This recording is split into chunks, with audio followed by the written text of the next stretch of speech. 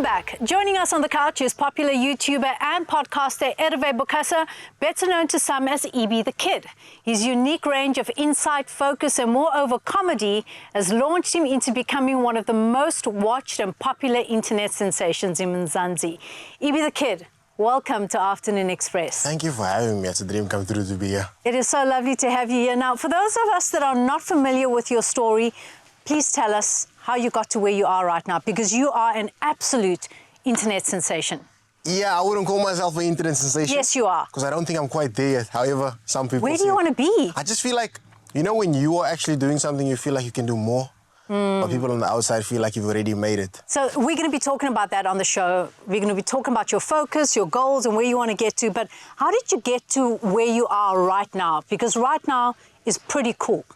Yeah. You do recognize that, right? Yes, I am grateful, even though I want more. So for me, I started out content in about 2019. I had finished school in 2018. So in 2019, my friend just told me, EB, I got a camera. Let's go to UCT, shoot a video. We went there, we shot a public interview. The video was so terrible. But at that time, I thought it was beautiful. I went home, it took me like 5 days to edit it. So step number one, you've got to have a positive mindset. Yes. Because you thought that it was beautiful, Yes, right? I So thought it was positivity, beautiful. okay, carry on. Yes, and it was never my goal to be a YouTuber. I just went, I shot probably 2 videos that year, and I stopped. I started working a retail job, and I sort of like lost my love for YouTube. But then came lockdown, which inspired so many people. Yes. And in lockdown, I started shooting videos. Probably at the end of lockdown, I started shooting videos speaking Afrikaans. And for people who have never seen, like, people don't see a black person speaking Afrikaans very often. So I just skyrocketed from there. I mean, Is your Afrikaans like Saver Afrikaans, or is it like, do you make people laugh? I hope you're not going to make me speak Afrikaans. Yeah. Guys, should we make him speak Afrikaans? Okay, so just give us a line. Okay. Hello, how are you? Mijn naam is Erve, ik is van die Congo af, ik blij in Zuid-Afrika. Yeah. That's baie goed. Is that good enough? I'm trying. I got 60% in matric though. That's very good. Yeah. It's more than a pass.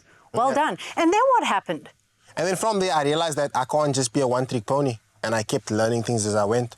Because I knew my ultimate goal was to be a YouTuber at that time. But I was just using TikTok as a platform to elevate me. What is your content all about? There's a lot of things, I feel like a lot of bad things I try to paint in a positive light. Okay. Like things that I've experienced, whether it's missing the bus to school, whether it's being bullied on school, all those type of things I like to put in a very comedic light and not make it too serious. So you make light of the situation? Yes, essentially. Okay.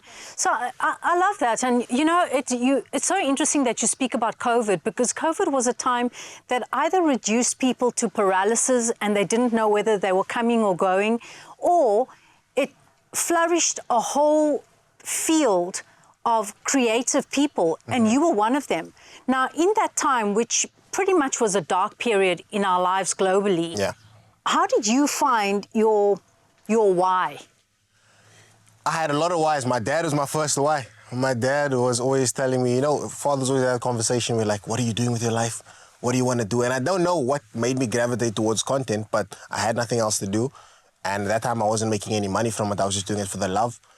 And I just somehow, I think God was leading me throughout that time to keep going, because I can't give you a straight out reason why I did it, but I just felt like my soul gravitated towards content. It sounds to me like you were following a passion. Yes. And you weren't focused on the money, but I'm sure the money came later, right? You are making a living out of this now. Yeah, okay. I'm doing it full time right now. Okay. Yeah. And how did that, you know, talk us through that journey? So you weren't making money, and that must be hard to do something that you love, and you're not monetizing it yet.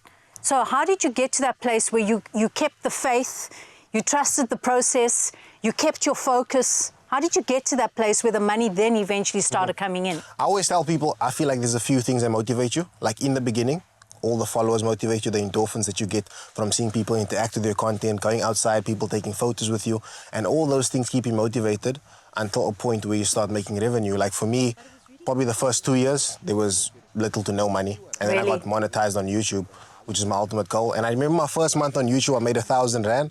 And I was so excited because you used to not making any money at all. And thank God my parents were not putting any pressure on me to go find a job. Yes. They were allowing me to do what I was doing. And from there, I made 1,000 and I was like, okay, this is a lot of money. I came from making like no money at all. So it's just a step by step. You find new things to motivate you every single day. First, it was the followers. Then it was people taking photos with me. And then it was all the love you get because of Instagram. And then it was the 1,000 rand. Next is the 10,000 rand. You know, you just find new motivation. So what you were doing was being validated by, you know, by your outside world. And then that's when the money started coming in as well. Now, you were celebrated by YouTube for having 100,000 subscribers, right? Yes. That's quite a feat. What did that feel like? It felt insane to me because I could have never imagined it. My goal each year I write down my goals for the year. So my goal for this was probably like 2026. And the fact that I was able to achieve it in 2024 is mind-blowing because I feel like growing up you see so many YouTubers achieving this. And in Cape Town, I think there's probably 5, 6 people that have ever done it from Cape Town. I mean, I'm not originally from Cape Town, but just based in Cape Town. Yeah. So it's a huge thing for me. I think the biggest problem with achievements is when they seem so far away, you feel so motivated to get it. But when you do achieve them, it's sort of like the feeling is just not the same. Yeah. Because when I sit down and I actually think about it, that's a huge achievement. But once I've received it, that seems like I want more. I want to get to the 1 million mark now. Will you come back when you reach 1 million subscribers? Definitely. Well, we can't wait to have you back. Thank you so much. There you have it, Mzansi. In order for you to achieve your goals, not only must you have authenticity and the creativity, but your level of focus and determination has to be on top form. Stay tuned because after the break, we will be looking at brain foods that will help you concentrate and keep your focus.